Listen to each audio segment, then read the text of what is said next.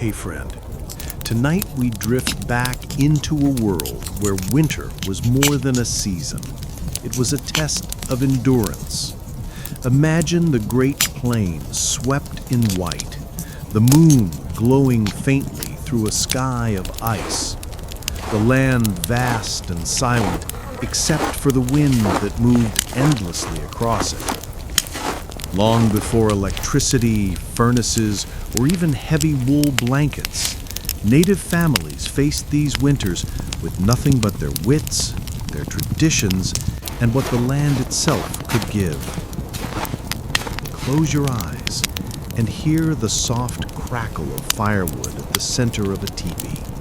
Feel the heat on your cheeks, the sting of cold at your back, the steady rhythm of smoke rising toward the sky. Around you, hides are draped thick, stitched and layered by practiced hands. Children are bundled close to their mothers. Elders sit near the flames, and the night stretches long outside, while within there is warmth, breath, and life. This is not just the story of how people Fire slept. has always been It is at the the story heart of of our how they gatherings. endured. Fire tended through the night. Buffalo hides turned into blankets of survival. Snow itself used as both shield and threat. Ingenious engineering and community bonds turned fragile tents into homes strong enough to outlast the fiercest winds. So, let us wander together through those frozen nights, moving slowly through the camps, listening to stories whispered in the glow of embers. Tonight, you will hear of survival not as struggle, but as harmony, of how the people of the plains met the winter's cruelty with patience, knowledge, and quiet genius. The northern winters. Imagine for a moment a world bleached of all its color. The vibrant greens of summer are a distant memory. The rich ochres of autumn buried and forgotten. The world is now a study in white, gray, and the deep, cold blue of shadow. You are standing on the Great Plains of North America, in the heart of a deep and unforgiving winter. The land itself seems to be sleeping under a thick, heavy blanket of snow. It is not a gentle, fluffy covering, but a hard, wind-packed crust that stretches in every direction, meeting a sky that is vast, pale, and indifferent. The rolling hills and subtle valleys are smoothed over, their features softened into a single, seamless expanse of white. The sun, when it appears, is a distant, powerless thing. It hangs low in the southern sky, a pale, watery disk that offers light but very little warmth. Its journey is short. It rises late, traces a low, shallow arc, whispers and through the sets mountains, early, abandoning the tales world of to our a night that is ancestors. immensely long, profoundly He is a dark, sneaky one. and terrifyingly cold. The silence is the first thing you notice. It is a silence so deep it seems to have a sound of its own, a faint, high-pitched ringing in your ears. The cheerful sounds of summer, the buzz of insects, the song of birds, the rustle of leaves are gone. The only sounds now are the sounds of the cold itself. The sudden sharp crack of a tree branch, its sap frozen solid. The low, groaning sound of a river, its surface a thick sheet of ice, shifting under its own immense weight. For the people who called this land home, the Lakota, the Cheyenne, the Blackfoot, the winter was a time of great trial, but also of great stillness. It was a time when the world seemed to hold its breath, a time for turning inward. The Feel the frenetic edge here. activity of the That's how you summer make it hunts and smooth. gatherings gave way to a long, quiet season of survival, of storytelling, and of dreaming. The winter was not an enemy to be conquered. It was a powerful and respected season to be endured, a time that demanded intelligence, patience, and a deep, unwavering faith in the promise of the spring to come. As you settle into your own warmth, let your mind embrace this vast, white, and silent world. Feel the stillness. Hear the profound quiet. There is no danger for you here. You are just an observer, floating through a landscape that is locked in a deep and peaceful winter sleep. The ever-present wind. The narrator. Let us remain in this frozen world, but turn our attention to its most active and relentless force. It is not a predator, not a tangible thing, but an invisible river of air that flows across the plains without end. It is the wind. The wind of the northern plains in winter is not a gentle breeze. It is a physical presence, a constant, pressing force that shapes every aspect of life. It is born in the far north, in the Arctic wastelands, and it travels south across the flat, open expanse of the continent with nothing to slow it down. There are no great mountain ranges or dense forests to break its stride. It is the undisputed master of this domain. Imagine standing on a small rise, feeling its power. It is a dry, sharp, and intensely cold wind. It finds every tiny gap in your clothing. It seems to pass right through you, carrying your precious body heat away with it. This is the phenomenon of wind chill, a danger that the people of the plains understood not through science, but through hard-lived experience. The temperature might be cold, but the wind makes it deadly. It is the wind that freezes the skin, that brings the frostbite, that can turn a simple journey into a life-threatening ordeal. The sound of the wind is the soundtrack of the winter. It is rarely silent. It can be a low, mournful moan, a sound that seems to speak of the land's deep loneliness.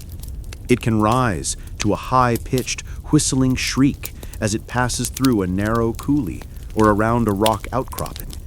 And during a blizzard, it becomes a terrifying, deafening roar, a solid wall of sound that erases all other senses. The wind is also a sculptor. It picks up the fine, loose snow and drives it across the land in long, horizontal plumes, a phenomenon known as ground blizzard. It carves the snow into fantastic shapes, long, sharp-edged drifts called sastrugi, and deep, scalloped bowls in the lee of hills. To know how to read these shapes is to know how to navigate, how to find shelter, how to understand the mood of the winter. This ever-present wind dictated the very design of human shelter. A square, vertical, walled structure would be a disaster on the plains. The wind would catch it like a sail, battering it, finding every crack, and eventually tearing it apart. The need to survive this wind, to shed its power, to live in harmony with its constant flow, was the primary engineering problem that had to be solved. The people of the plains did not fight the wind. They adapted to it. They created a shelter that was not a rigid box, but a graceful, aerodynamic cone that allowed the river of wind to flow around it. They learned to pitch their camps in the most sheltered locations, in the curve of a river valley, in the lee of a bluff, or nestled in the small grove of cottonwood trees. Their survival depended on this intimate, respectful, and deeply intelligent relationship with the wind. As you lie in your still and silent room, imagine you can hear the faint, distant sound of that winter wind. You are safe from its chill. The walls of your home are a fortress against it, so you can appreciate its sound for what it is, a song of the wild, a powerful and ancient voice of the earth, Let that low, steady, and monotonous sound be a kind of white noise, a drone that masks all other distractions and lulls your mind into a state of deep and protected calm. The necessity of fire. Let us now seek refuge from the wind and the cold and turn our focus to the warm, living heart of every winter camp. It is a small, contained miracle of light and heat, a presence so vital that without it, human life on the frozen plains would be impossible. It is the fire. In the immense horizontal world of the plains, the fire creates a vertical axis, a connection between the earth and the sky. In the vast cold emptiness of the winter, the fire creates a center, a point of focus, a place of gathering. Imagine a small camp of teepees at dusk. The world is fading into a deep purple gray. The cold intensifies as the last of the sun's weak light disappears. And then, from the smoke hole of each teepee, a soft orange glow begins to emanate, a sign of the life within. The fire is, first and foremost, warmth. It is the only source of heat in a world where the temperature can plummet to 40 or 50 degrees below zero. To sit near the fire is to feel its waves of radiant heat pushing back the biting cold, unthawing frozen fingers and toes, bringing a feeling of profound, life-giving relief. The warmth of the fire is what makes the shelter habitable. The fire is also light. In the deep, moonless dark of a winter night, the fire is the only thing that holds the blackness at bay. It creates a small, warm, and intimate world of light, a bubble of safety in the immense darkness. In its flickering, animated glow, faces are visible, stories can be told, and work can be done. The fire extends the useful hours of the day, turning the long, dangerous night into a time of community and culture. The fire is protection. The wild animals of the plains, the great packs of wolves, the coyotes, the occasional mountain lion, are naturally wary of fire. A well-tended fire at the center of the camp is a guardian, a sleepless watchman whose light and smell keep the most dangerous predators at a safe distance. And a fire is the tool that makes food edible. It thaws frozen meat. It cooks the tough flesh of the buffalo, releasing its nutrients and making it digestible. It boils water, melting snow to provide the precious liquid of life. The hearth is the kitchen, the center of the family's sustenance. Finding fuel for the fire was a constant and vital task. On the sparsely wooded plains, firewood was a precious commodity. The primary source was the cottonwood and willow trees that grew in the river valleys. A winter camp was always located with access to wood in mind. And when wood was scarce, another fuel was used, the dried droppings of the buffalo. Buffalo chips, or bois de vache, were collected in the summer and autumn and stored for the winter. They burned with a slow, hot, and surprisingly smokeless heat, a gift from the great animal that provided everything. The fire was more than just a tool. It was a sacred presence. It was seen as a living spirit, a messenger between the human world and the world of the spirits. The smoke from the fire carried prayers up to the Creator. Offerings of tobacco or sage were made to the fire, a sign of respect, a plea for its continued blessing of warmth and protection. To let the fire die was not just an inconvenience, it was a sign of disrespect, a terrible omen that could bring misfortune to the family. As you lie in your own bed, feel the gentle, imagined warmth of that central fire. Picture its soft orange light dancing on the hide walls of the teepee. Hear its gentle, steady crackle. The fire is the symbol of home, of safety, and of hope. Let its warm, constant, and protective glow fill your mind, and let it light your way into a deep and peaceful sleep. Fur and hide. Let us now add another essential layer to this picture of winter survival. The fire provides the warmth, but that warmth must be held and contained. It must be kept close to the body. This is the role of the second great gift of the plains animals, their skin. Imagine the feel of a buffalo robe. This is not a light decorative throw. It is a substantial, heavy, and powerful object.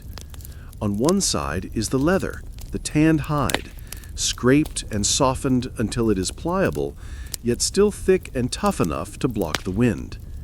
On the other side is the fur, a dense, shaggy, and incredibly warm coat of dark, woolly hair. To wrap yourself in a buffalo robe is to be enveloped in a world of warmth and security. The sheer weight of it is a comfort, a reassuring pressure that feels like a safe embrace. The dense fur traps a thick layer of your own body heat, creating a personal microclimate that is shielded from the outside cold. The process of creating this robe was one of the most important and labor-intensive tasks in a woman's life. After a successful hunt, the heavy green hide had to be carefully removed from the animal. It was then stretched on a wooden frame. Using a sharp tool made of bone or stone, the woman would scrape away every last trace of flesh and fat. Then began the long, arduous process of tanning. The hide was soaked in a mixture of animal brains and liver, which contain natural emulsifiers that soften the leather.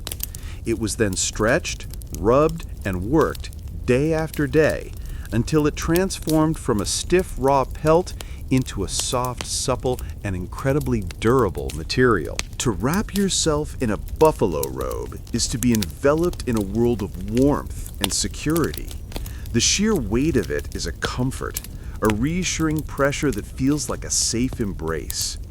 The dense fur traps a thick layer of your own body heat, creating a personal microclimate that is shielded from the outside cold. The process of creating this robe was one of the most important and labor-intensive tasks in a woman's life. After a successful hunt, the heavy green hide had to be carefully removed from the animal. It was then stretched on a wooden frame. Using a sharp tool made of bone or stone, the woman would scrape away every last trace of flesh and fat. Then began the long, arduous process of tanning. The hide was soaked in a mixture of animal brains and liver, which contain natural emulsifiers that soften the leather. It was then stretched, rubbed, and worked day after day until it transformed from a stiff raw pelt into a soft, supple, and incredibly durable material. This was not just labor. It was an act of transformation, a sacred duty. The woman was taking the raw material of the animal and, through her skill and her effort, creating an object that would protect her family, that would give them life. The robes were often decorated with painted geometric designs or narrative scenes of hunts and battles, turning them from a simple blanket into a work of art, a story, a piece of cultural identity. Different hides were used for different purposes. The thick winter coat of a buffalo was for the heaviest robes and bedding.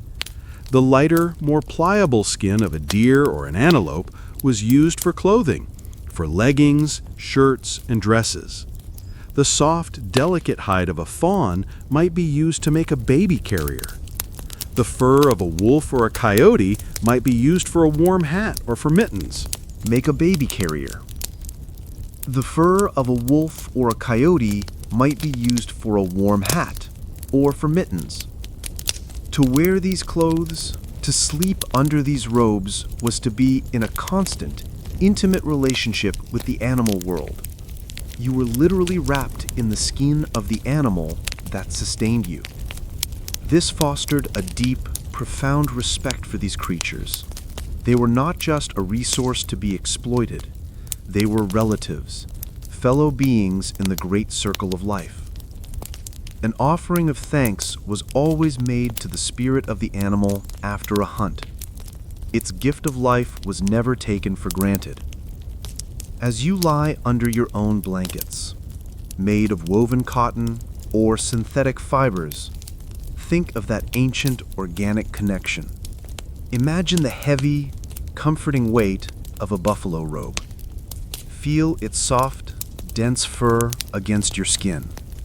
Smell the faint, earthy, and smoky scent of the tanned hide. You are borrowing the perfect insulation that nature created, a gift from the great herds of the plains. Let this feeling of deep, natural, and protective warmth be a comfort, and let it surround you as you drift off to sleep. Snow as enemy and ally.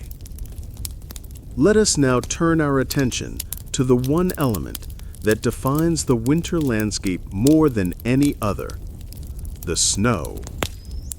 For the people of the plains, the snow was a powerful and dual-natured force. It could be a deadly enemy, but it could also be a surprising and helpful ally. First, imagine the snow as an enemy. A blizzard on the open plains is one of the most terrifying and disorienting experiences in the natural world. It is not just falling snow, it is a hurricane of wind and ice. The visibility drops to zero. You cannot see more than a few feet in front of you. The world is reduced to a swirling, chaotic whiteness. The howling of the wind is deafening. To be caught out in such a storm is almost certain death. It is easy to become lost, to walk in circles, and to quickly succumb to the cold. Heavy snow could also bury the resources needed for survival. It could cover the winter pastures, making it impossible for the buffalo and horses to find food. This could cause the herds to migrate away, leaving the hunters with nothing. A deep snow could also bury the firewood in the river valleys, making it a difficult and exhausting task to gather fuel. But the snow was not always a foe. It could also be a friend, and its greatest gift was insulation. A thick blanket of snow over the ground acts like a down comforter. It traps the latent heat of the earth, preventing the ground from freezing as deeply. Small animals survive the winter in this sub-Nivian world, the world beneath the snow, where the temperature can be many degrees warmer than the air temperature above. The people of the plains understood this principle perfectly.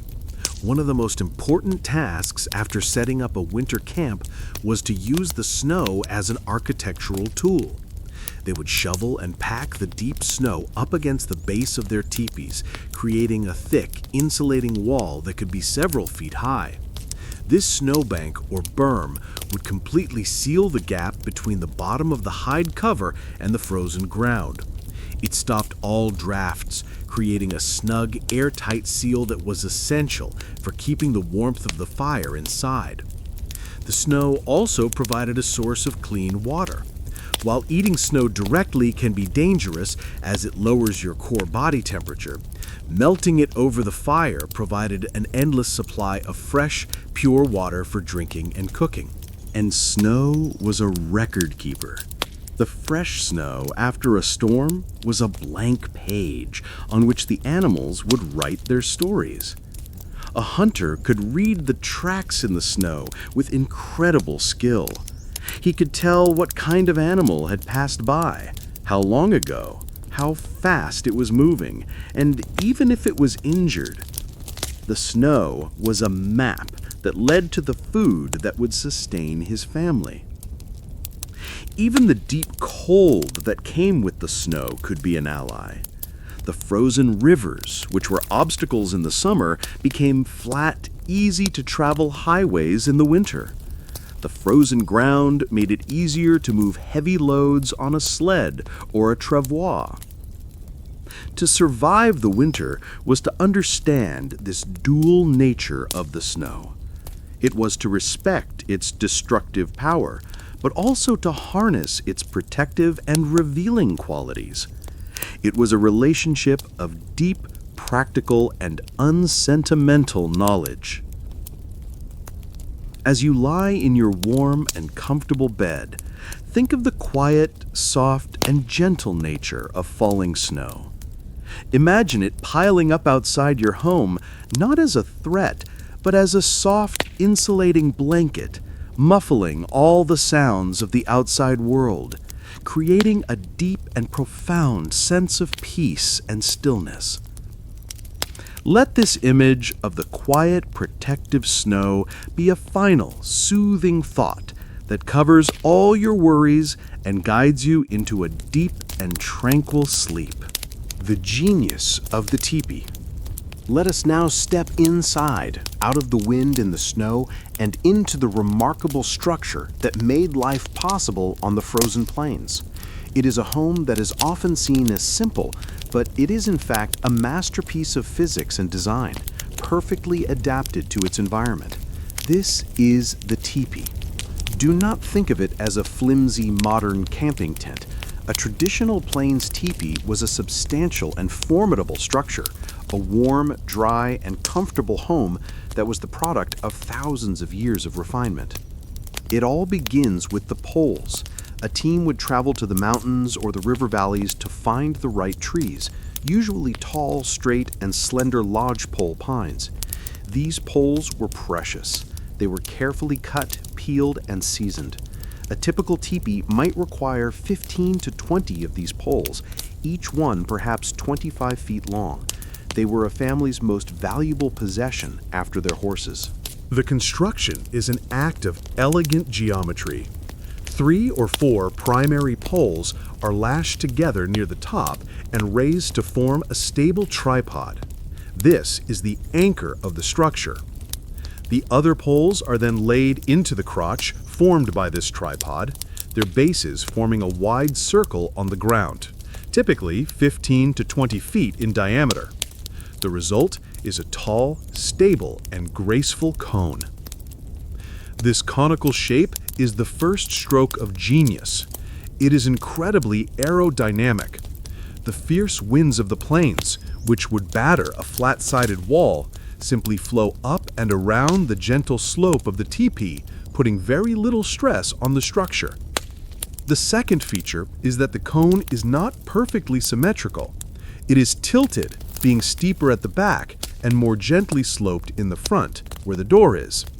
This design, combined with the smoke flaps at the top, helps to create a natural aerodynamic lift that aids in drawing the smoke from the fire straight up and out. Once the frame is in place, the cover is attached. The cover is a single, massive, semicircular sheet of buffalo hides sewn together with sinew. As many as 15 or 20 buffalo hides were needed to make one cover. It was a huge and heavy object. It was laid over one of the poles, the lifting pole, and then raised into place and wrapped around the frame like a great cloak. The two sides were pinned together at the front with long wooden skewers. The bottom edge was pegged down to the ground. The buffalo hide is the second stroke of genius. It is a naturally waterproof and windproof material. When the smoke from the fire inside rises, it coats the inside of the hide with a layer of creosote, which seals the pores and makes it even more resistant to rain and snow.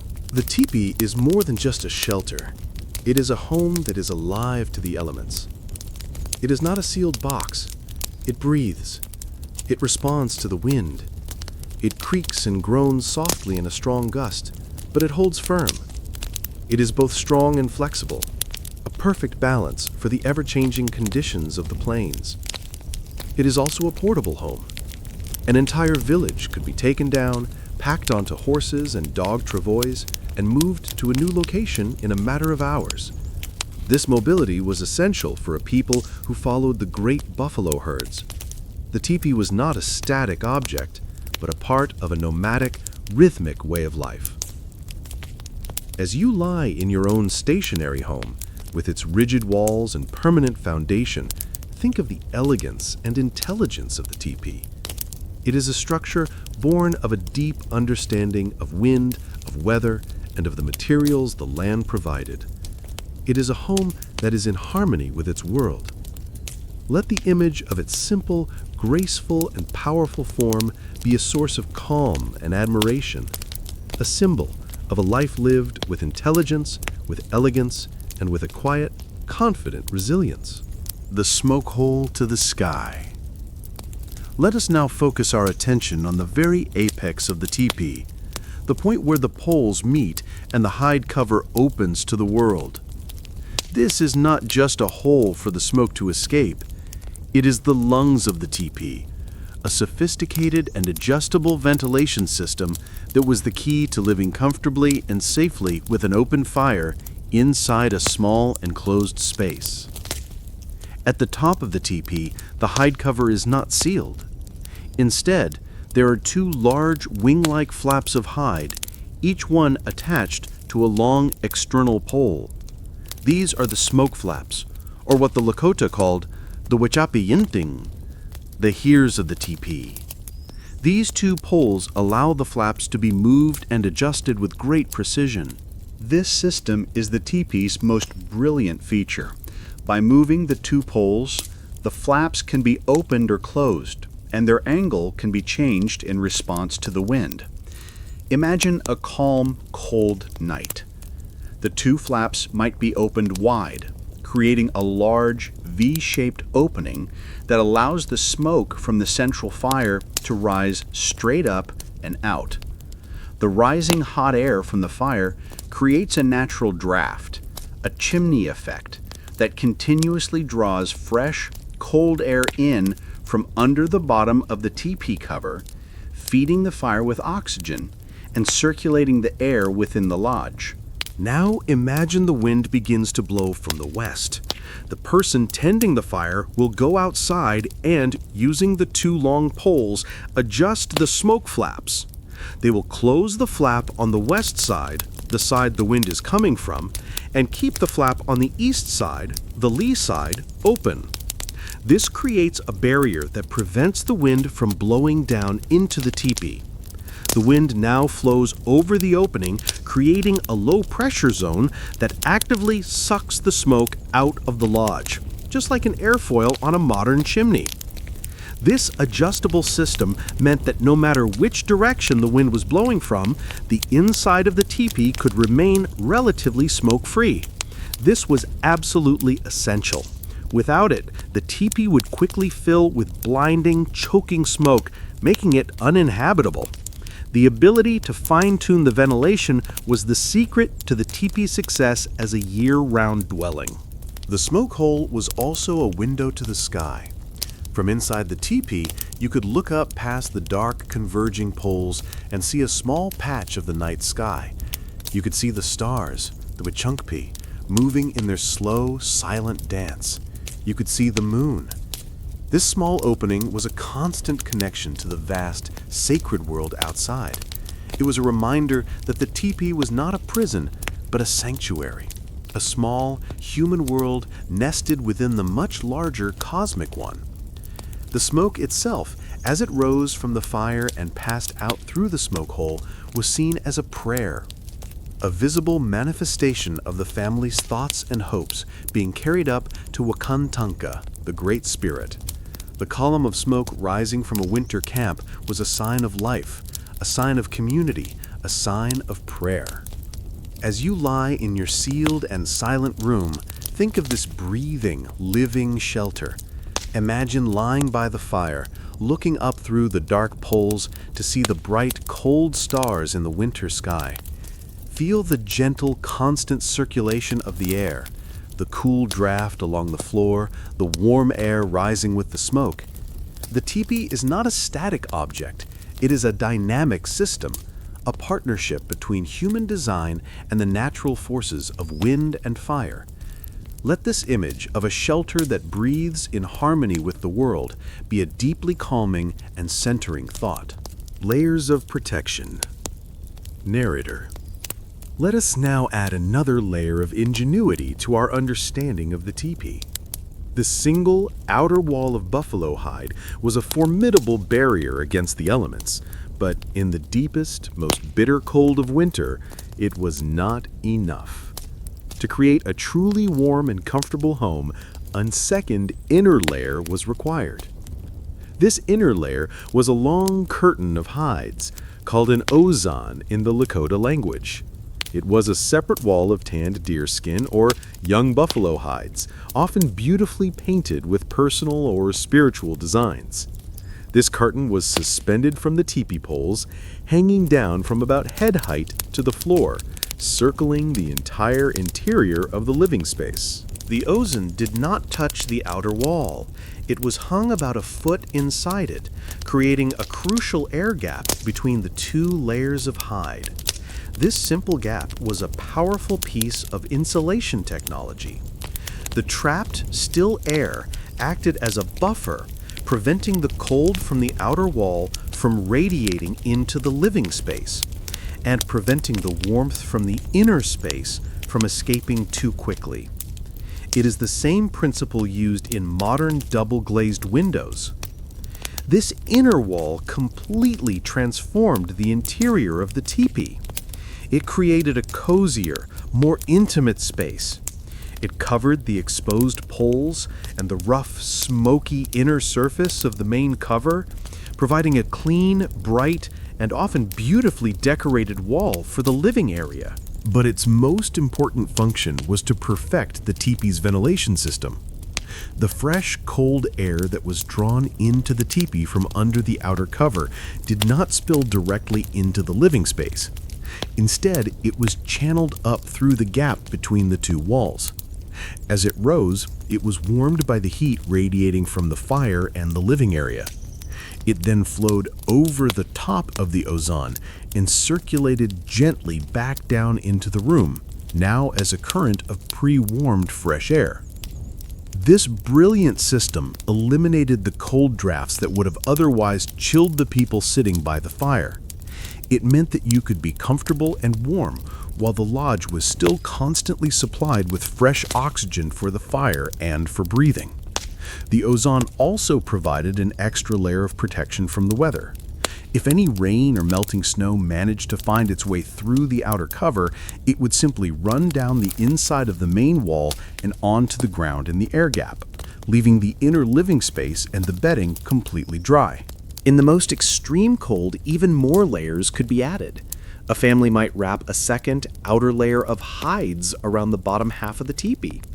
And as we have seen, the snow itself was used as a final thick layer of insulation, banked up high around the base. The result was a multi-walled, breathing, and incredibly efficient shelter system. It was a home that was warm, dry, draft-free, and well-ventilated, all at the same time. It was a triumph of what we would now call sustainable and climate-responsive design. As you lie in your bed, perhaps you can feel the multiple layers of your own blankets. Each layer traps a small pocket of air, creating a barrier of insulation. You are, in a sense, using the same principle as the ozon. Let your mind appreciate this simple, powerful idea of layering. It is a principle of protection, of comfort, and of quiet, thoughtful design. Feel the warmth held by the layers around you, and let this feeling of being wrapped in a smart, secure, and multi-layered world bring you a sense of deep and profound peace. Fire inside the tent. Let us return once more to the fire. But this time, let us consider the practicalities and the art of maintaining a fire inside a home made of flammable animal hides. It was an act that required constant care, skill, and a deep, intuitive understanding of the principles of combustion.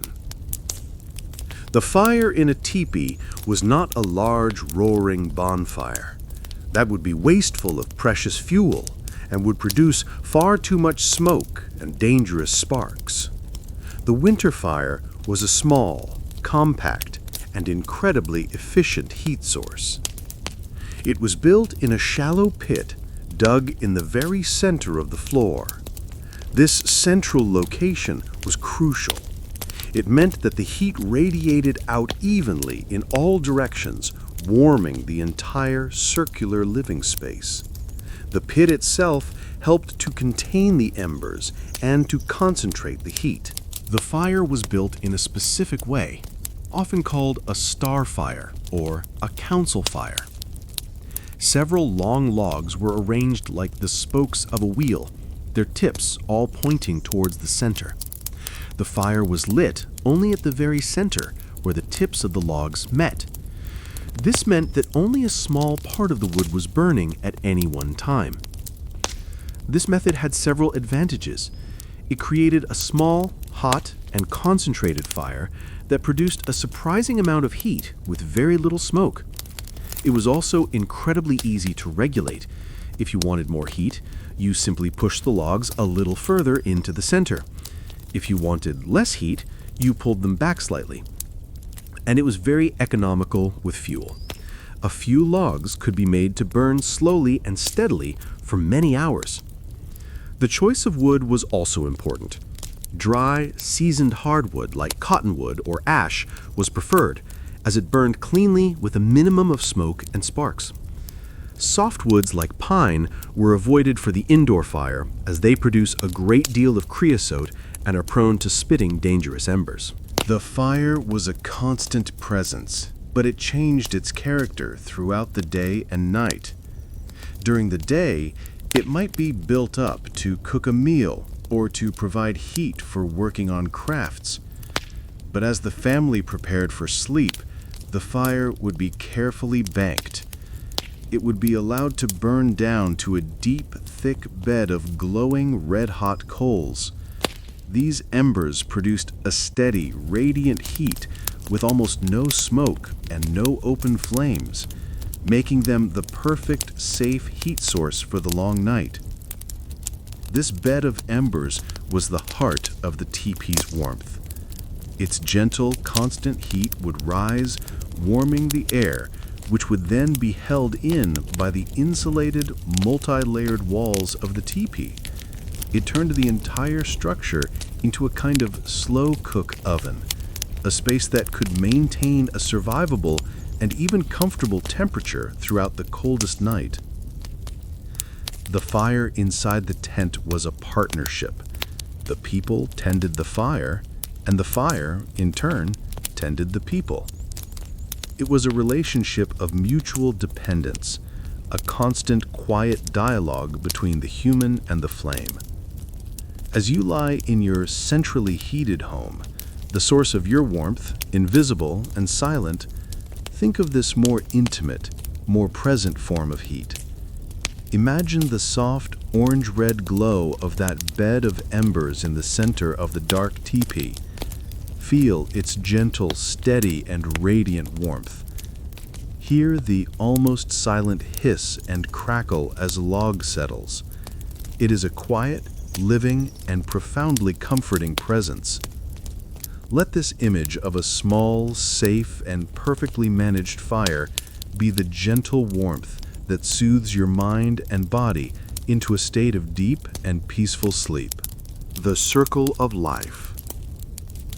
Let us now look at the human arrangement around that central fire. The teepee itself is a circle. The fire is a circle. And the family that lives within it arranges itself in a circle, a formation that is not just practical, but also deeply symbolic and spiritual. Imagine the family settling down for the night. The fire has been banked to a bed of glowing embers. The buffalo robes have been laid out on the hide-covered floor. The family does not sleep in separate beds in separate corners. They sleep together in a ring that surrounds the sacred hearth. Their sleeping arrangement is a perfect circle of warmth. They lie with their feet pointing toward the fire and their heads pointing towards the outer wall of the teepee. This is the most efficient way to share the heat from the central fire. The warmth radiates out and is absorbed by their fur-covered bodies. But they are also sharing their own warmth. They sleep close together, not in a disorganized huddle like our Ice Age ancestors, but in an ordered circular community. The space between them is small. The warmth from one person's body helps to warm the person next to them. The collective body heat of the entire family, trapped under the heavy buffalo robes, creates a large, warm, and stable pocket of air. This circular arrangement is also a reflection of their worldview. For the Plains peoples, the circle is the most sacred of shapes. It represents the circle of life, the cycle of the seasons, the circular path of the sun and the moon. The horizon is a circle. The nest of a bird is a circle. Life is not a straight line, but a continuous sacred hoop. To live and to sleep in a circle is to place yourself in harmony with the fundamental shape of the universe. The arrangement within the circle was also ordered. The head of the family, the father, would often have his place in the back of the teepee, opposite the door, a place of honor. The other family members would have their designated spots along the sides.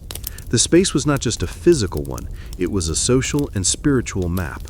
The circle was a formation of equality and of community. Everyone is equidistant from the center, from the life-giving warmth of the fire. Everyone is part of the whole.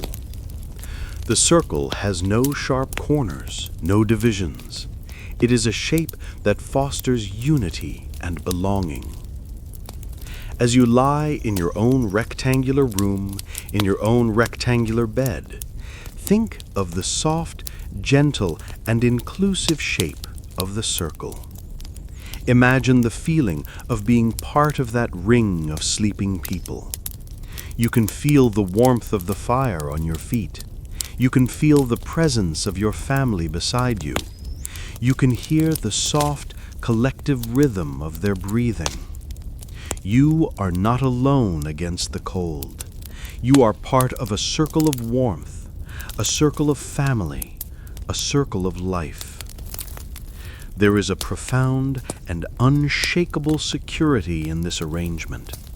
It is a physical and spiritual statement of unity in the face of the vast, cold, and empty plains. Let this feeling of being part of a perfect, warm, and sacred circle be a source of deep comfort and peace, and let it gently guide you into your own rest. Beds of softness. Let us now examine the foundation of the teepee's sleeping arrangement. We have seen that the family slept in a circle on the floor, but they did not sleep on the bare, frozen ground. Between them and the cold earth was a carefully constructed bed of softness and insulation, a multi-layered nest designed for comfort and survival. The floor of the teepee was not just flattened dirt. In a winter camp, the first layer of the floor was the earth itself, frozen solid. But this was quickly covered. The first layer of the bed might be a collection of small flat stones placed around the fire pit to absorb and radiate its heat. Then came the organic matter. A thick insulating mattress of dried grass, sage, or cedar boughs would be laid down. This was the primary barrier against the cold seeping up from the permafrost. As we saw with our Ice Age ancestors, this layer trapped air, creating a buffer of insulation. The aromatic plants also served to keep the sleeping area smelling fresh and to repel insects. The scent of crushed sage or cedar would have been a constant calming presence in the lodge. Beds of softness. Let us now examine the foundation of the teepee's sleeping arrangement. We have seen that the family slept in a circle on the floor, but they did not sleep on the bare, frozen ground. Between them and the cold earth was a carefully constructed bed of softness and insulation, a multi-layered nest designed for comfort and survival. The floor of the teepee was not just flattened dirt. In a winter camp, the first layer of the floor was the earth itself, frozen solid. But this was quickly covered. The first layer of the bed might be a collection of small flat stones placed around the fire pit to absorb and radiate its heat. Then came the organic matter. A thick insulating mattress of dried grass, sage, or cedar boughs would be laid down. This was the primary barrier against the cold seeping up from the permafrost. As we saw with our Ice Age ancestors, this layer trapped air, creating a buffer of insulation. The aromatic plants also served to keep the sleeping area smelling fresh and to repel insects. The scent of crushed sage or cedar would have been a constant calming presence in the lodge. On top of this mattress of plants came the most important layer, the hides. The floor of the teepee, especially the sleeping areas, would be covered with thick, cured buffalo hides, laid with the fur side up. To step onto this floor would be like stepping onto a deep, soft, and luxurious carpet. The thick wool of the buffalo fur provided another, even more effective layer of insulation. This was the general flooring. The actual beds or sleeping pallets were laid on top of this. These were often a family's finest and softest robes. A particularly thick hide from a buffalo killed in the deep of winter, its coat at its absolute prime, would be used as the base of the bed. Several of these might be layered on top of each other, creating a sleeping surface that was not just insulated, but also remarkably soft and comfortable. The bed was often furnished with a backrest. This was a kind of tripod made of willow rods, with a decorated hide stretched across it. During the day, people would sit on their sleeping robes and lean against these backrests as they worked or talked. At night, the backrests might be folded away, or they might serve as a kind of headboard, a barrier to stop your head from touching the cold inner lining of the teepee. Blankets of fur. Let us now pull the final and most important layer of warmth over us. We are settled in our soft, insulated beds on the teepee floor. The fire is glowing. The family is in its circle. Now comes the blanket that will seal in the warmth and make sleep possible. The buffalo robe. We have already touched on the nature of this incredible object, but let us now experience it as a blanket. A prime winter buffalo robe, taken from a large bull, could weigh as much as 50 pounds. It was not something you casually threw over yourself. To get under it was a deliberate act. Imagine you are a child, settling down for the night. Your mother takes the great, heavy robe and, with a practiced movement, lifts it and lets it settle down over you and your siblings. The feeling is one of being instantly and completely enveloped. The first sensation is the weight. It is a heavy, reassuring pressure that seems to calm the nervous system. It is the original weighted blanket. This pressure makes you feel secure, anchored, and protected. It is a physical manifestation of safety. The second sensation is the immediate halt of all drafts. The heavy, non-porous hide is a perfect windbreaker. The small, cool currents of air that were moving around the teepee are now completely blocked. Your world becomes one of perfect stillness. The third sensation is the warmth, and it is a unique kind of warmth. The robe does not create heat, it captures it. The incredibly dense, woolly fur, which is over an inch thick, is a maze of tiny air pockets. These pockets trap the heat rising from your own body and from the bodies of your family sleeping beside you. Within moments, the space under the robe becomes a warm, stable, and deeply comfortable cocoon. The cold of the outside world is completely forgotten. It simply ceases to exist. The fur itself has a unique texture. It is not silky and smooth. It is a thick, slightly coarse, and woolly fur. To burrow your face into it is to be surrounded by a warm, dark, and animal-scented world. It smells of the earth, of the plains, of the great beast from which it came, and of the wood smoke from the fire that has permeated its fibers. It is the scent of home. Under this single great robe, an entire family might sleep. A mother, a father, and their small children, all sharing the same blanket, their bodies pressed together. This was not just a strategy for warmth, it was an act of profound intimacy and connection. The family was a single, breathing unit, united under the protective cloak of the buffalo. These robes were a family's wealth. A family's status could be measured by the number and the quality of the robes they owned. They were used for bedding, for clothing, for trade, and as ceremonial gifts. They were passed down from one generation to the next, accumulating stories and memories, until the hide itself became a kind of family history. As you lie under your own, comparatively light, blankets, try to imagine the deep, heavy, and profound security of the buffalo robe.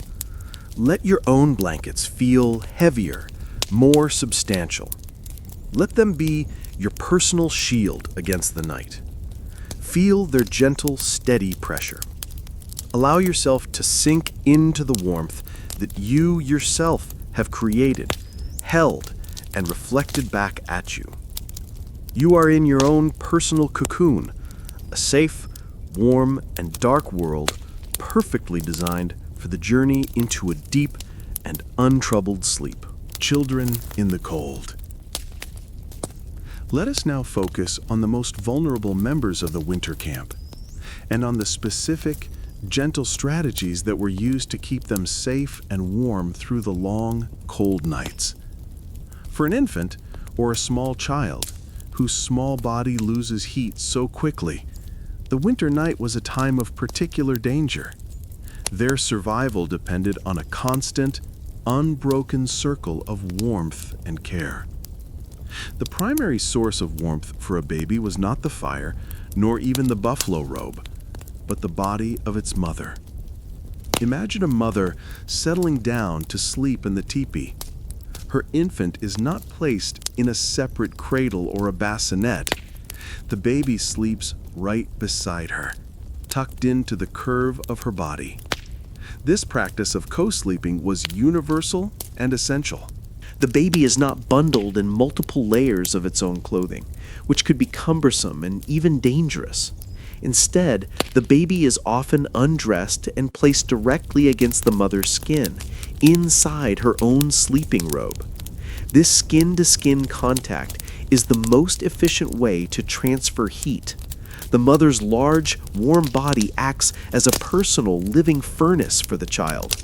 Her body temperature automatically regulates to keep the baby perfectly warm but not overheated. If the baby stirs or fusses in the night, the mother is instantly aware of it. She can feed the baby without ever having to get out of the warm bed, without exposing herself or the child to the cold air. This immediate response to the baby's needs ensures that the child is not only warm and fed, but also feels a profound sense of security and connection. The baby's world at night is one of constant, warm, and loving physical contact. The baby is also protected by a special kind of blanket, a carrier called a cradle board. This was much more than just a way to carry a baby. It was a portable, protective micro-environment. The baby would be snugly wrapped in the softest of furs, rabbit or fawn, and then laced securely into the sturdy wooden frame of the cradle board. This kept the baby immobile and safe. The cradle board itself could be leaned against a backrest inside the teepee or laid down flat within the family's sleeping area. This constant closeness had benefits that went beyond simple warmth. The baby is constantly listening to the rhythm of the mother's heartbeat and breathing. These familiar, steady sounds are incredibly soothing and help the baby to regulate its own physiological systems. It is a continuation of the environment of the womb. Even the simple act of breathing was a shared experience. The mother and child, sleeping face to face, are breathing the same small pocket of warm, humid air, a microclimate that protects the baby's delicate lungs from the cold, dry air of the teepee. The entire community felt a responsibility for the children. If a mother was sick or had died, another woman in the family, an aunt, a grandmother, would take the child into her own bed. The survival of the child was a collective responsibility. As you lie in your own bed, think of this deep, primal, and unbreakable bond between a mother and a child. Imagine the gentle, steady warmth of a mother's body. Hear the soft, rhythmic sound of her breathing. Feel the profound and absolute security of being held, of being protected, of being loved. This is the first and most powerful comfort any of us have ever known. Let this feeling of perfect, warm, and loving security be the feeling that you carry with you as you drift off into a deep and peaceful sleep. The silence of the lodge. Let us now fall completely silent and simply listen. The family is asleep. The fire has burned down to a quiet bed of embers. The world outside is muffled by snow.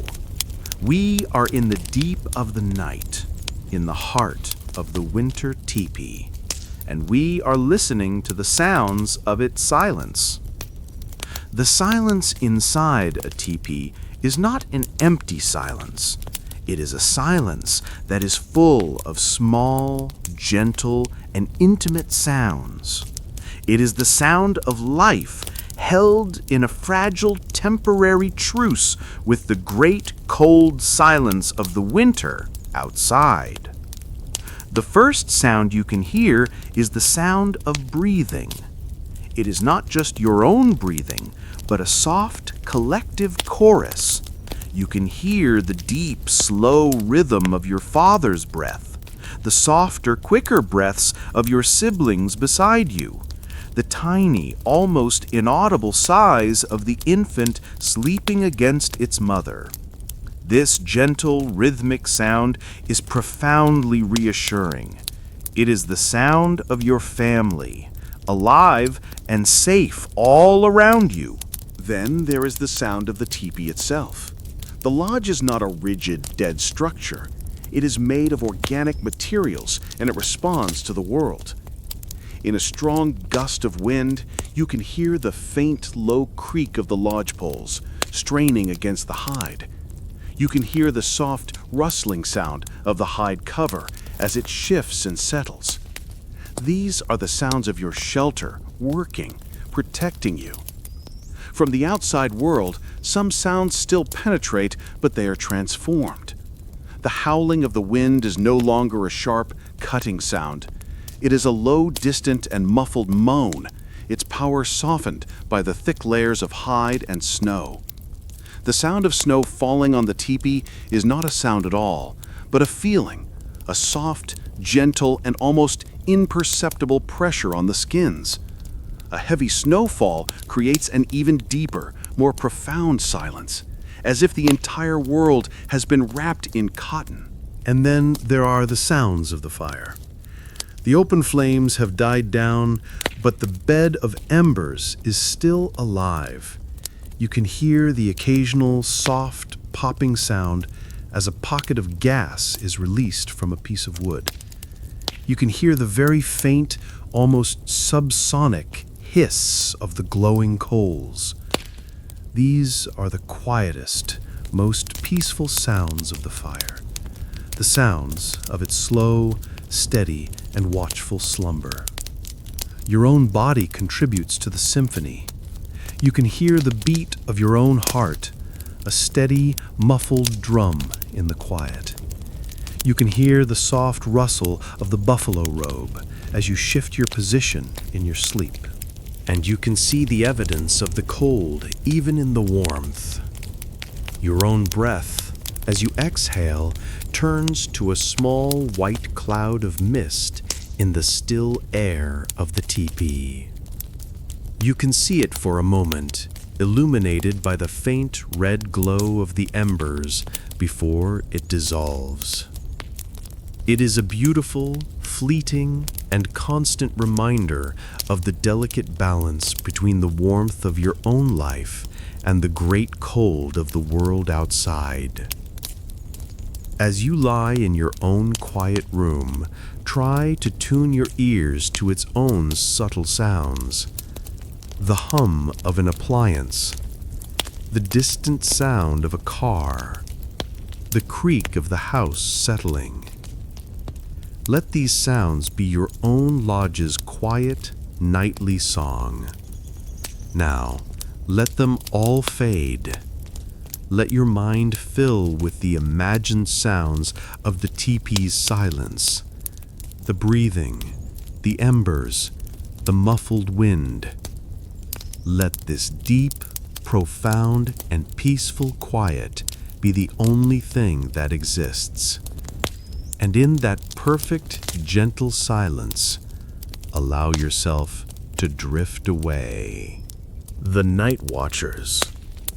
We have imagined the teepee as a place of collective slumber, but the sleep of the family was not left unguarded. Just as with our Ice Age ancestors, the survival of the group through the long, cold night depended on the quiet, constant vigilance of the Night Watchers. The responsibility of the Night Watch was not a formal military duty. It was a shared familial understanding. The fire was the life of the family, and it could not be allowed to die. And so, throughout the night, someone was always, at least partially, awake. Imagine an old woman, a grandmother, who is a naturally light sleeper. She is not tasked with the watch, but she takes it upon herself. While the others are deep in their sleep, she is in a state of quiet awareness. She is lying in her place in the circle, but her ears are open. She is listening to the breathing of her grandchildren. She is listening to the sound of the wind. She is listening to the fire. After an hour or two, she senses a change. The red glow from the center of the teepee has dimmed. The gentle, radiant heat has lessened.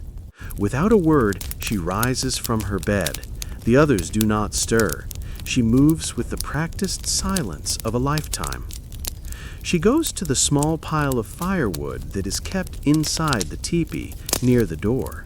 She chooses a piece of dry cottonwood, not too large. She moves to the central hearth. She gently pushes the tip of the log into the heart of the glowing embers.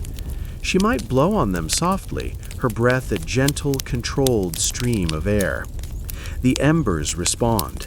They glow brighter, a wave of orange light spreading through the gray ash. A tiny, new flame, a wisp of yellow and blue, licks at the dry wood. It catches. The log begins to burn, not with a roar, but with a quiet, steady flame. The grandmother watches it for a few moments, ensuring it is stable. She has added just enough fuel to keep the embers alive and to maintain the gentle heat, without creating a large, smoky fire that would wake the others. Her task is done. She returns to her sleeping robe, pulls the heavy fur over her, and drifts back into her own light sleep, her duty fulfilled. Later in the night, a father might wake. He too senses the fire needs tending. Or perhaps he has heard a strange sound outside, the nervous stamp of a horse, or the too close howl of a coyote. He will rise, take a burning branch from the fire to use as a torch, and quietly step outside the teepee to check on the camp and the animals. He is the guardian, the protector, making sure the perimeter is safe. This shared informal system of watching meant that the fire never went out, and the camp was never completely unwary. It was a rhythm of sleep and waking, a gentle, continuous dance of vigilance. This was not seen as a burden. It was a part of the natural flow of the night. It was an act of love and of responsibility. To tend the fire was to care for the family. To stand watch was to protect the future. As you lie in your own bed, in a world where the heat is constant and the doors are locked, you do not need to stand watch. The duties of the night have been taken over by technology, but you can still connect with the spirit of the night watcher. You can take a moment to feel a sense of gratitude for your own safety. You can send a quiet, loving thought to your own family, sleeping peacefully in their own beds. You can become, for a moment, the quiet, conscious guardian of your own home. Let this feeling of responsibility, of love, and of profound peace be the final thought that allows you to release your own guard and to surrender completely to the safety of the night. Stories by Firelight. Narrator. Let us now imagine that not everyone in the teepee is asleep.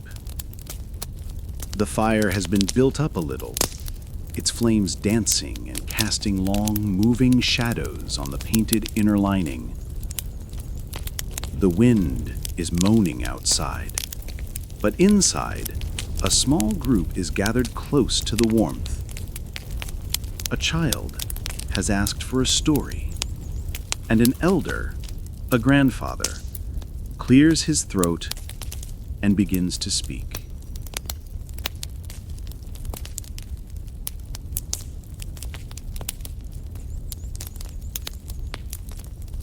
The long winter nights were not just a time for sleep and survival. They were the primary season for culture. They were the time when the great library of oral tradition was opened, and the stories that held the wisdom, the history, and the soul of the people were passed from one generation to the next. The voice of the storyteller is low and rhythmic. He is not just reciting words, he is weaving a world. The flickering firelight is his only stage. The shadows that leap and dance on the teepee walls become the characters in his tale. He might tell the stories of the Creator and how the world was made. He might tell the tales of the great culture heroes, like the trickster, Iktomi the spider, who, through his foolishness and his cleverness, taught the people the important lessons of how to live. The children would laugh at Iktomi's mistakes, but they would absorb the moral of the story without even realizing it. He might tell the history of the people, the stories of great migrations, of famous battles, of powerful leaders from generations past.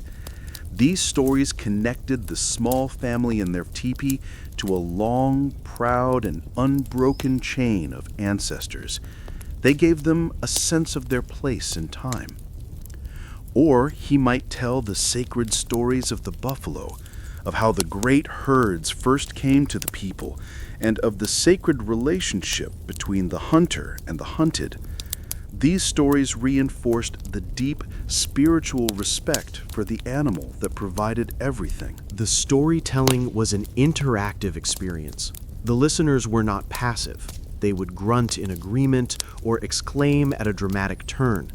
The children's wide, fire-lit eyes were a part of the performance. The story lived in the space between the teller and the listeners. This was not entertainment in our modern sense. This was education. It was philosophy. It was religion. It was how a child learned the values of their culture, the importance of courage, of generosity, of respect for the elders, and of living in harmony with the natural and spiritual worlds. The Winter Lodge was a university, and the elders were the professors. The curriculum was the accumulated wisdom of 1,000 years, all stored in the living memory of the people. As you lie in your quiet room, think of the power of a simple spoken story. Imagine the scene, the warm, intimate circle of light from the fire, the deep, comforting darkness all around, the low, mesmerizing voice of the storyteller, the rapt faces of the children. It is a scene of profound peace, of connection, and of the gentle, life-giving transfer of wisdom. You do not need to know the details of the stories. Just let the imagined sound of that quiet, rhythmic voice be a soothing, hypnotic presence. It is the sound of a culture keeping its soul alive through the longest, darkest nights. And in that ancient, timeless sound, you can find a deep and restful peace. Winter foods. Let us now consider the fuel that powered the human furnaces through the cold winter nights. The body's ability to generate heat is not magic. It requires a constant supply of energy, of calories. And in the winter, the foods that provided this energy were dense, rich, and carefully preserved. The primary source of this energy was the buffalo. A successful hunt in the late autumn was the key to winter survival.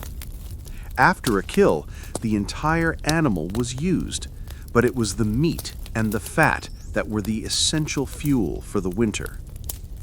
The meat was not eaten fresh for long. Most of it was preserved for the long months ahead. Long, thin strips of bison meat were cut and hung on wooden racks to dry in the cold, windy air.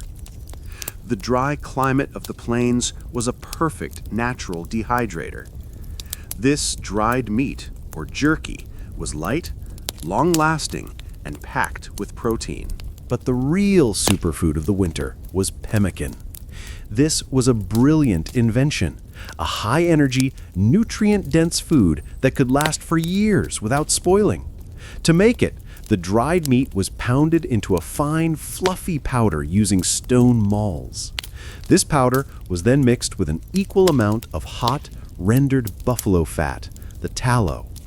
This rich, fatty paste was then packed tightly into rawhide bags, which were sealed with more melted tallow.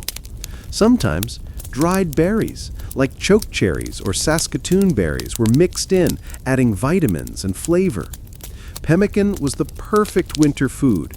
It was incredibly dense in calories. A small handful could sustain a person for hours. It required no cooking. It could be eaten as it was, or it could be boiled in water to make a rich, nourishing soup or stew. It was the food that fueled long journeys in the cold, and the food that kept the family alive when fresh game was scarce. The fat of the buffalo was as important as the meat. Fat is the most concentrated source of energy in any diet, and in the intense cold of the winter, it was essential for survival. People ate the rich, fatty marrow from the bones.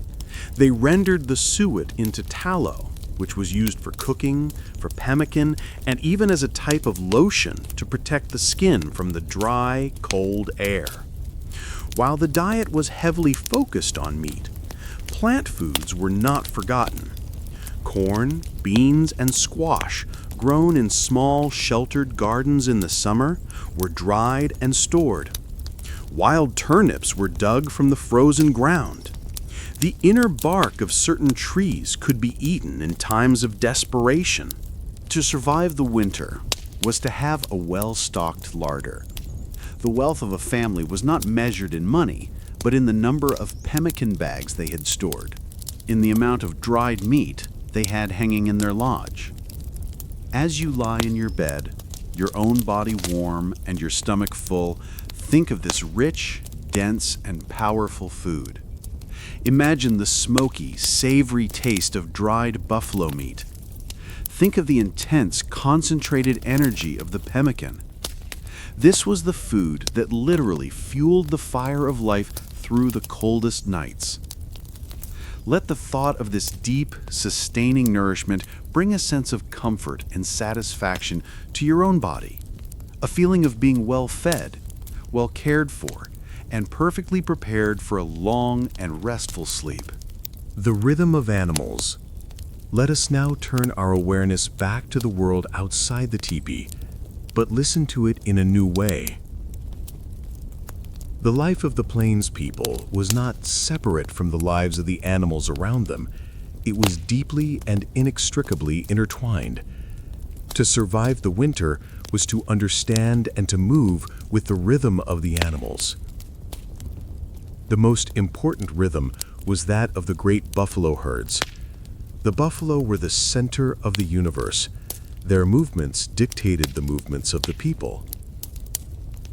In the autumn, the people would follow the herds, trying to secure the meat and hides that would see them through the winter. In the deep of winter, the herds would often seek shelter in wooded valleys or in the foothills of the mountains, and the human camps would follow. The silence of the winter was punctuated by the sounds of the animal world. The most haunting of these was the howl of the wolf. As we have heard before, the wolf was not just a threat, it was a respected competitor and a source of information. A wolf pack howling in the distance was a sign that other life was near. The wolves and the people were both following the same great herds. Their destinies were linked. The cry of a coyote at dusk was another familiar sound, a sharp, yipping call that was a common part of the winter soundscape. There was also the silence of the animals, the absence of the birdsong of summer, the deep quiet of the deer and the elk, who moved like ghosts through the snow-covered groves of trees, their movements quiet and careful to conserve energy. To be a successful hunter in the winter was to be able to read this silence, to notice the smallest sign, a broken twig, a faint track in the snow, that revealed the presence of these elusive creatures. The horses, too, were a vital part of the winter camp. These were not the wild mustangs, but the domesticated horses that were essential for hunting and travel. They were not kept in barns. They survived the winter out on the plains, using their hooves to paw through the snow to find the frozen grass.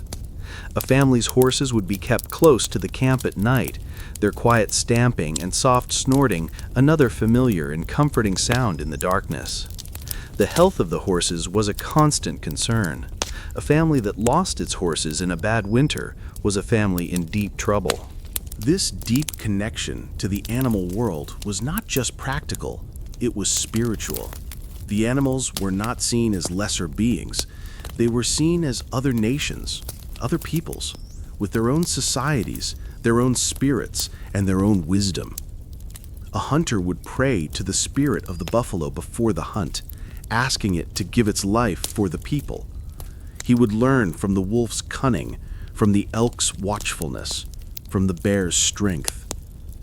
To sleep in a teepee on the winter plains was to be surrounded by this great, silent, and powerful community of animal life. You were never truly alone. You were a part of a vast, interconnected web of life, all engaged in the same shared struggle for survival.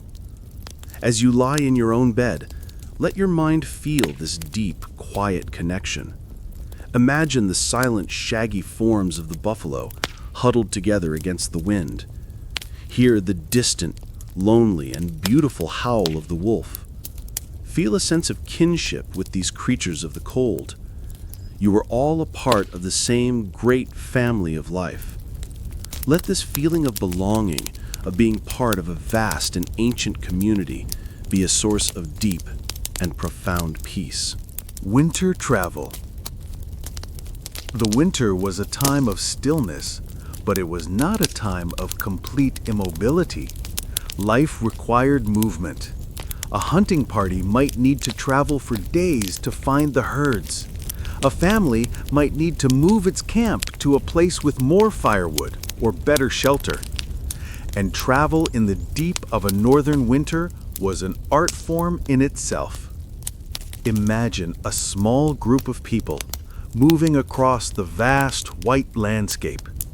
They are not struggling or floundering through the deep snow.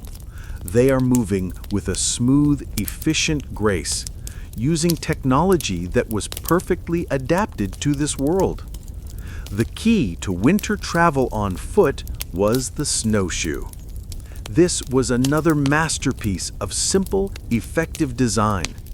A sturdy, flexible wooden frame, usually made of ash, was bent into a teardrop or a beaver tail shape. This frame was then laced with a tight, strong webbing of rawhide strips. To wear snowshoes is to distribute your weight over a much larger surface area. Instead of sinking deep into the soft snow with every step, you float on top of it. It is the difference between wading through water and skimming across it in a boat. It transformed the deep, soft snow from an impassable barrier into a supportive surface. It allowed a hunter to move quickly and silently, to travel for miles without exhausting himself. For carrying goods, the primary tool was the travois. This was a simple A-frame of two long poles, their tips lashed together and their bases dragging on the ground. A platform or a net of hide was stretched between the poles. Before the horse, the travois was pulled by dogs. A team of strong dogs could pull a surprising amount of weight: firewood, teepee poles, bags of pemmican. After the arrival of the horse, the travois became much larger and could be used to move an entire household. The travois, sliding over the smooth, hard surface of the snow or the frozen rivers, was a simple and incredibly effective sled. It was the key to the nomadic lifestyle of the plains people, allowing them to follow the herds even in the deep of winter. Winter travel required a deep, intimate knowledge of the land. You needed to know where to find shelter from a sudden storm. You needed to know how to read the weather in the clouds.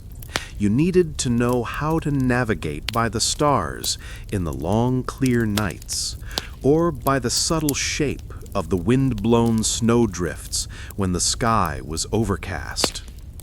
A journey of even a few miles was not undertaken lightly. It required careful planning, the right equipment, and a profound respect for the power of the winter. But for those who had the knowledge and the skill, the frozen world was not a prison. It was a landscape that could be traveled, explored, and lived in all year round. As you lie still and motionless in your bed, let your mind travel across this silent white landscape. Imagine the soft, rhythmic crunch of snowshoes on the cold, dry snow.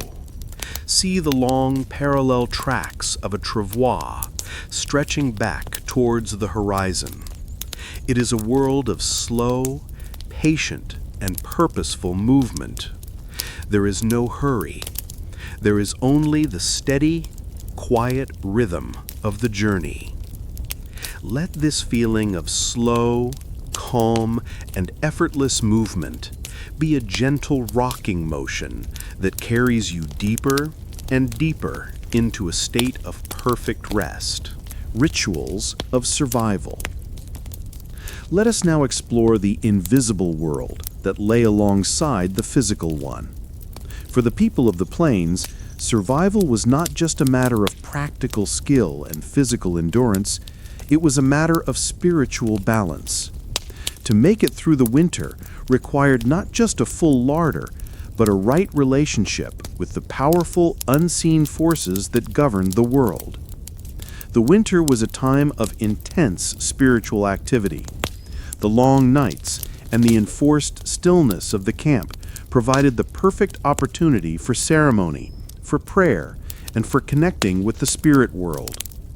Imagine a man, alone in the pre-dawn cold, standing on a hill overlooking the sleeping camp. He is wrapped in a buffalo robe, his breath turning to steam. He is holding a pipe, its bowl carved from a sacred red stone, its stem long and decorated with feathers. He is not just smoking, he is praying. He fills the pipe with sacred tobacco. He offers the stem to the sky above, to the earth below, and to the four cardinal directions.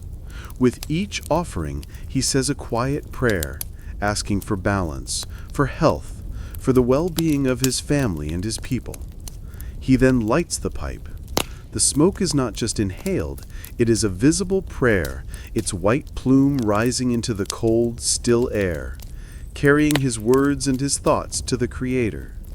This simple daily ritual was an act of recentering, of reaffirming the sacred connections that held the world together. Inside the teepee, other rituals were taking place. A woman might have a personal medicine bundle, a small leather pouch containing sacred objects, a special stone, the feather of an eagle, a bit of dried herb.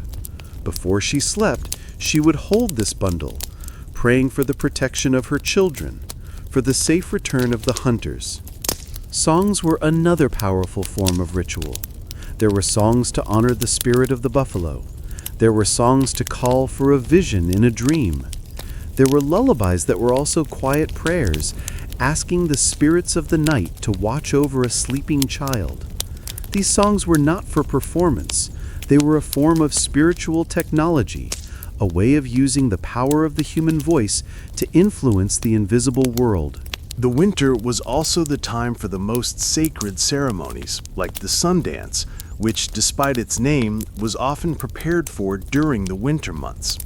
It was a time for making vows, for fasting, and for seeking visions that would guide the people in the year to come. This spiritual life was not separate from the practical life of survival. They were two sides of the same coin.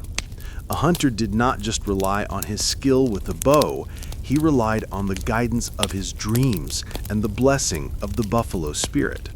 A mother did not just rely on her warm furs to protect her child, she relied on the power of her prayers and her amulets. To survive the winter was to live in a state of constant prayerful awareness. It was to see the entire world as alive, as intelligent, and as sacred. It was to understand that physical survival depended entirely on spiritual harmony. As you lie in your bed, you do not need to share these specific beliefs, but you can connect with the deep sense of peace and purpose that this worldview provided. Imagine the feeling of being part of a world that is full of meaning, where every act is a prayer, and where you are in a constant, respectful dialogue with the universe.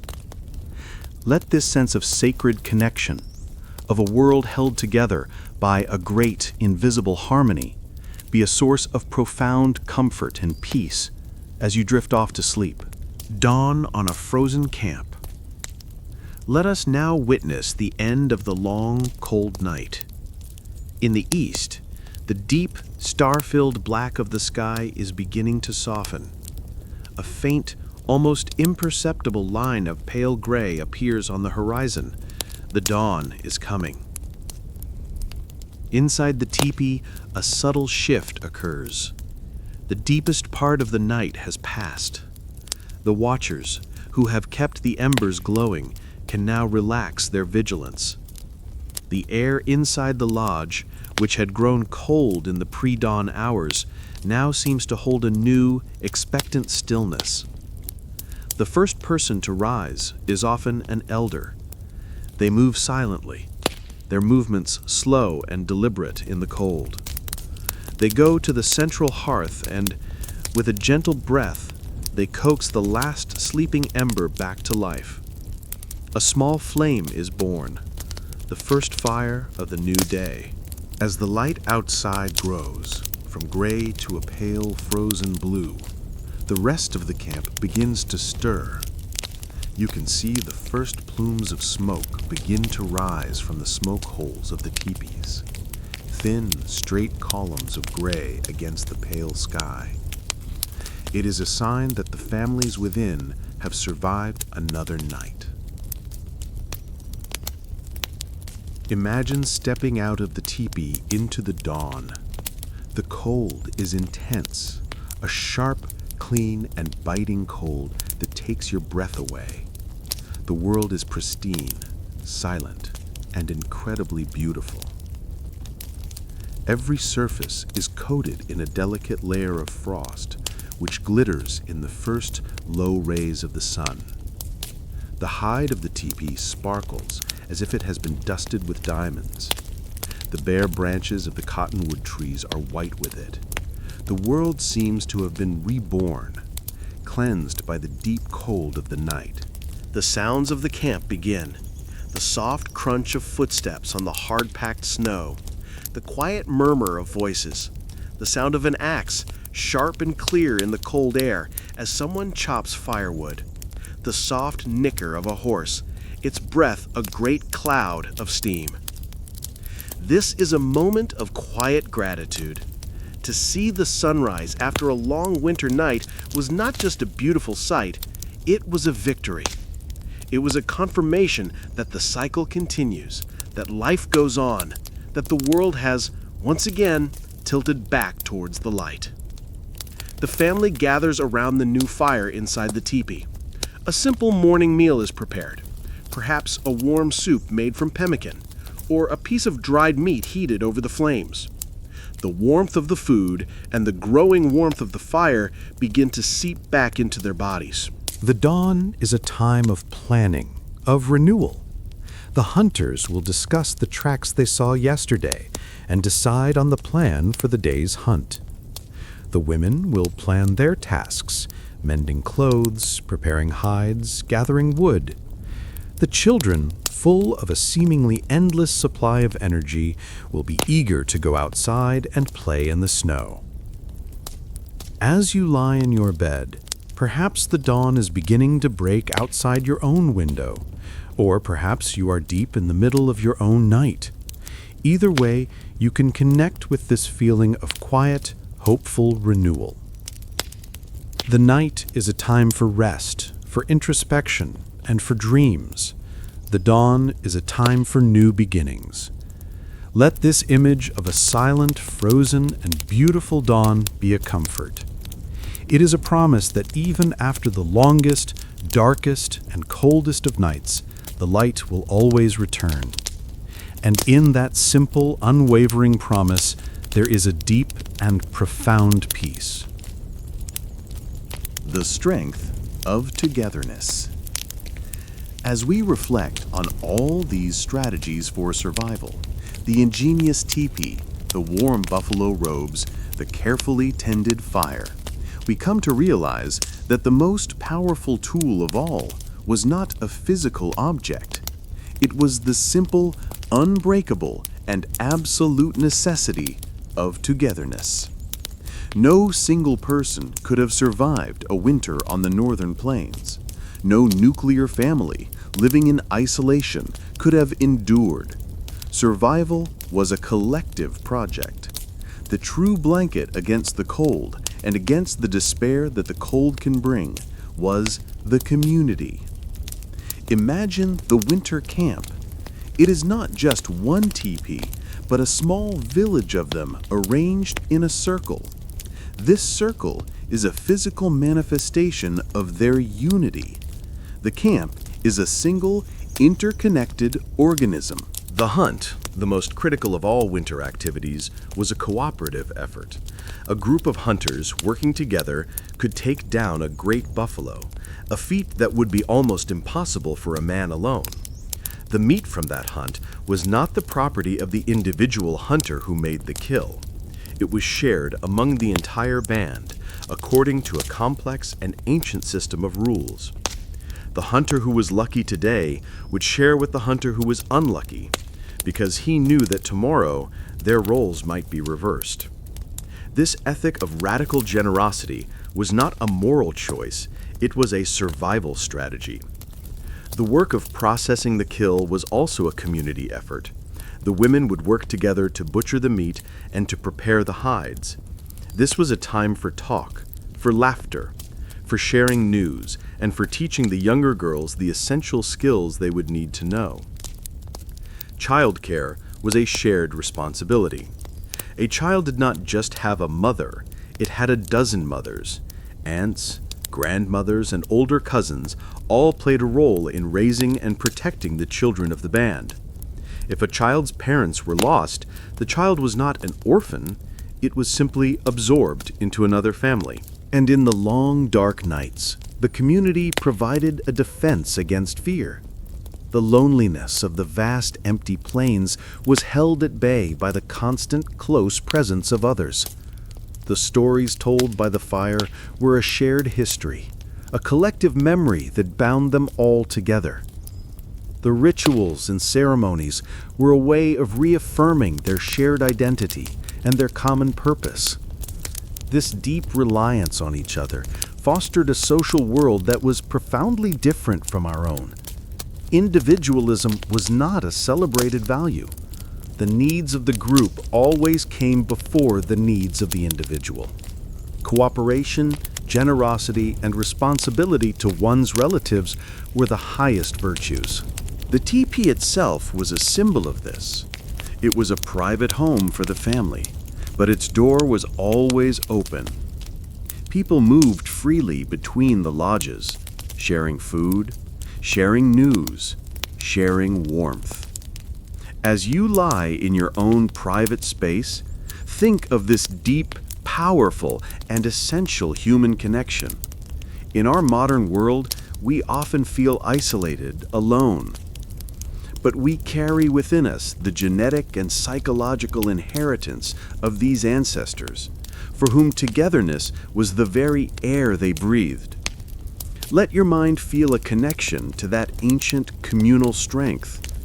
Imagine the warmth, not just of the fire, but of the shared laughter, the shared stories, and the shared unspoken understanding that we are all in this together. Let this feeling of deep human community be a final, comforting embrace, a reminder that you are part of a great, unbroken family, and let it carry you into a peaceful and contented sleep. The passing of knowledge. Let us now consider how this complex and elegant system of survival was sustained, not for a year or a decade, but for thousands of years. It was sustained by one of the most powerful and invisible forces in human culture, the passing of knowledge from one generation to the next. None of this was written down. There were no instruction manuals for how to build a teepee, no textbooks on how to tan a buffalo hide, no scientific papers on the caloric content of pemmican. This vast and intricate body of knowledge was stored in the minds and the hands of the people, and it was passed on through a long, slow, and patient apprenticeship that began at birth. Imagine a small girl sitting beside her mother inside the teepee. She is not in a classroom. Her mother is not giving her a formal lesson. The girl is simply watching and doing. She has a small, scrap piece of hide and a blunt bone tool, and she is mimicking her mother's movements as she scrapes a larger hide. Her first attempts are clumsy, but she is learning. She is learning through observation, through imitation, and through gentle hands-on correction. The knowledge is flowing from her mother's hands into her own, without the need for many words. Imagine a young boy following his father and his uncles on a hunt. He is not yet a hunter himself. His job is to be quiet, to watch, and to learn. He learns how to read the tracks in the snow. He learns how to move silently. He learns the habits of the animals. He learns the sacred prayers that must be said before the hunt. This knowledge is not taught. It is absorbed. It becomes a part of his very being. The stories told by the elders around the winter fire were another crucial vehicle for knowledge. A story about the trickster, Iktui, might contain a hidden lesson about which plants are safe to eat and which are poisonous. A historical epic might contain a detailed mental map of the tribe's territory, describing the locations of sacred sites, good camping spots, and reliable sources of water. This oral tradition was incredibly robust. The human memory, when trained and relied upon, is a powerful tool. The stories and the practical knowledge were repeated so often in so many different contexts that they became deeply ingrained, a part of the collective consciousness of the people. This was a system of education that was perfectly integrated into the fabric of daily life. Learning was not a separate activity. It was a constant and natural part of growing up. It was a system that taught not just skills, but values. A child learned not just how to make a tool, but the importance of doing it well, with care, and with respect for the materials. A child learned not just how to hunt, but the sacred responsibility that came with taking an animal's life. As you lie in your bed, in a world where knowledge is stored outside of us, in books and on screens, think of this older, more intimate way of knowing.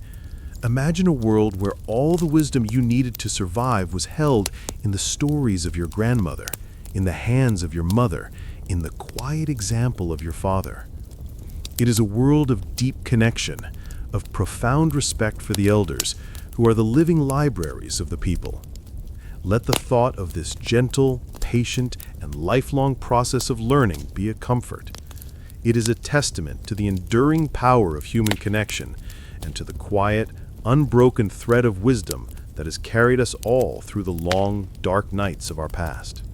A world before modern comforts. As our journey comes to its end, let us take a final moment to reflect on the world we have visited and on the profound differences between that life and our own. To understand how they slept, we must also understand the world they inhabited, a world without the invisible web of comforts that we now take for granted. Imagine your own home. When you feel cold, you adjust the thermostat on the wall. The source of your heat, a furnace in the basement, a power plant miles away, is distant, abstract, and requires no conscious effort from you. For them, warmth was a constant, conscious, and laborious task. It required the gathering of wood, the tending of the fire, the preparation of hides. Warmth was not a given, it was an achievement, earned anew every single day.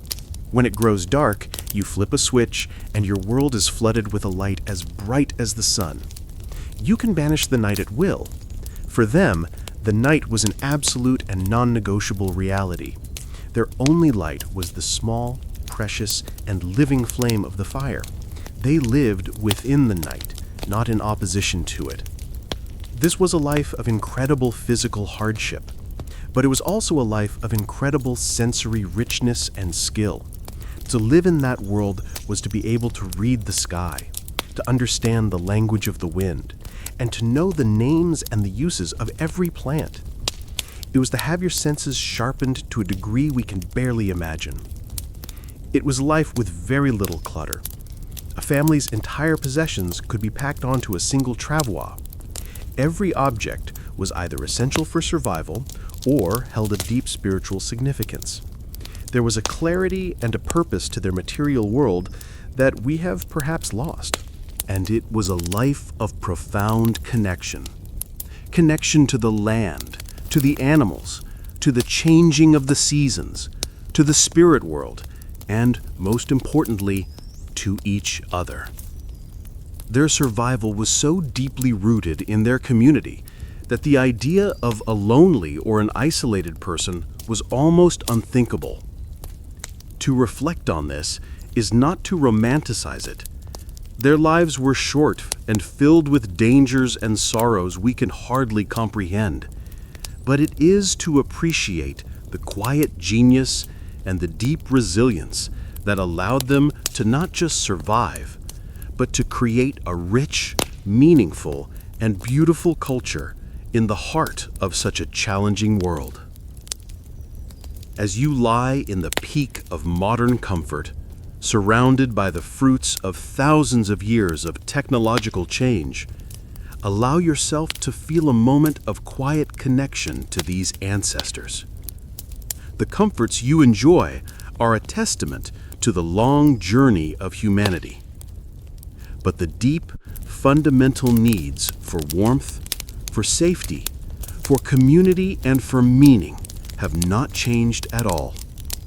We are still the same people, gathered around a fire, telling stories, and seeking shelter from the long, dark night. Closing meditation. And so our story comes to a close. We have traveled across the frozen plains, we have felt the bite of the winter wind, and we have taken shelter in the warm, breathing heart of the teepee. We have seen how a simple cone of poles and hide can become a fortress of warmth. We have felt the heavy, comforting weight of the buffalo robe. We have learned that survival was a quiet art, a delicate balance of practicality and prayer. The genius of our ancestors was not the genius of a single invention, but the genius of integration. It was the way the shape of the teepee worked with the flow of the wind, the way the fire inside worked with the smoke flaps above, the way the inner lining worked with the outer cover, the way the family's circular arrangement worked with the central hearth, the way their spiritual beliefs worked with their physical needs. Everything was connected. Everything worked together in a single, elegant, and harmonious system. It was a system built on a deep and respectful listening to the world. They listened to the wind, and they built a home that would not fight it. They listened to the animals, and they learned how to live with them. They listened to their own hearts, and they built a society that honored the deep human need for togetherness. And now, it is time for you to listen to your own body. It is telling you that it is time to rest. It is telling you that you are warm, that you are safe, and that you are secure. Let the final image in your mind be that of a winter camp at midnight. A cluster of teepees, their forms soft and dark against the snow-covered ground. The sky above is vast and filled with cold, bright stars. A gentle, quiet plume of smoke rises from the top of each lodge, a sign of the sleeping families, of the glowing embers, and of the quiet, enduring flame of human life burning steadily in the heart of the great frozen dark. All is well. All is silent. All is at peace. And now, you too can rest.